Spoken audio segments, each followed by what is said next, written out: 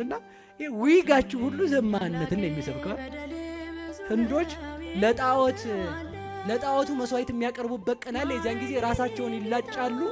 ያን የተላጩትን ጸጉር ቆሻሻ ቦታ ነበር የሚደፉት። የሆነ ሰዓት የኔ ዝናብ ዘንቦ ዝናብ ያጠረው ጤፍ የሚመስል ጸጉር ያላቸው ሰዎች መቀጠላቸውን ሲያዩ ማሽን አስገብተው አጥበው መሸጥ ያዙ።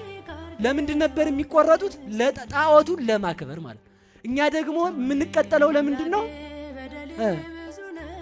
ሰዎች እንዲያዩን እኮ ነው። ይሁን ጸጉሬ ያማረ ነው እንዴ? ምንም ትርጉም የለም። ስለዚህ ከልብሰ ዘማ መውጣት አለብን ነው ባጭሩ። እንዲያርጋ ጠበቀችው። ልብሰ ዘማ ለብሳ የዘማውያን ልብስ የታወቀ ነው። ያው ከፍ ከፍ ዝቅ ዝቅ እንዲያ ያለ ነው ማለት ነው። እየሰማችሁ ነው? ለምሳሌ ጥያቄ ልጠይቃችኋል። እዚህ ጋር ቪ የምታረጉት እንደዚህ ኦ የምታረጉት ጡታችሁን እዚች ጋር ባላዋን አየት እንዲያደርግላችሁ ሰው የምታረጉት እንደ ወንዶቹ የኔን ጡት እንዴት ነው የሚያዩት ነው። አሁን ደግሞ ሴቱ በጣም እንዳትቆጡኝ እንጂ መቤቴን አትቆጡኝ ማለት መቼም ካልከፋችሁ ልካችሁ ልንገራችሁና ልኬን ንገሩኝ። ካርቶን መቀመጫቸውም ካርቶን ሆኗል። አሁን እንደው ቆይታሉ ሰው መቀመጫን እንዴት ነው የሚያየው? ጥፍራችሁ የሌላ መቀመጫችሁ የሌላ ከንፈራችሁ የሌላ እንዲሁና ጸጉራችሁ የሌላ እናንተ ምን ሆነ ማለት ነው? አይሁን እኮ ነው በቃ የዘማውያን ልብስ ማለት ነው። በተሰጣችሁ አጊጡ። በቃ እኔ አታጊጡ አይደለም ያልኩት፣ ግን ያን ስናደርግ ምንድነው ትርጉሙ ማለት አለብን። ሰውን ጥፍር አታስቀጥል ስትለው ምን ችግር አለው? ባልዩ አታስቀጥይ ካላት ኢኮኖሚ እየከለከለ ይመስላታል። ግን ዝሙት ትፈልጋለሁ ብለሽ እየተጣራሽ ነው። መነሻው እሱ ስለሆነ ማለት ነው። እግዚአብሔር ከዘማውያን ልብስ ያውጣን፣ ልባችንን ንጹህ ያድርግልን። አልተቆጣችሁም መቼም አይደል? ዘይት ትተዋላችሁ ከዛሬ ጀምሮ አይደል?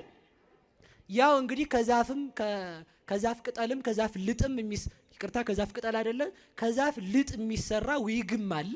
ግን አሁን የዛፍ ልጥ ራሳችሁ ላይ ተሸክማችሁ ትውሉ ወይ የሞተች ሴት ናት ወይ ደግሞ ለጣዖት መስዋዕት ሲቀርብ የተቆረጠ ጸጉር ነው ወይ ደግሞ የዛፍ ቅጠል ነው ራሳችሁ ላይ ያለው ክምር ማለት ነው። በቃ ሌላ ምንም አይደለም። እና ለእግዚአብሔር እንድንሆን በተሰጠን እንድናጌጥ እግዚአብሔር ይርዳን። ስለዚህ ለብሳ ጠበቀችው። እስራኤል ሴት አይተው ማለፍ አይሆንላቸውም ይላል መጣፉ ነው እዛው ማለት ነው። ምን አይተው በሉ እንጂ አሁን ሴቱ ወንድ አይቶ ማለፍ ሆኖለታል?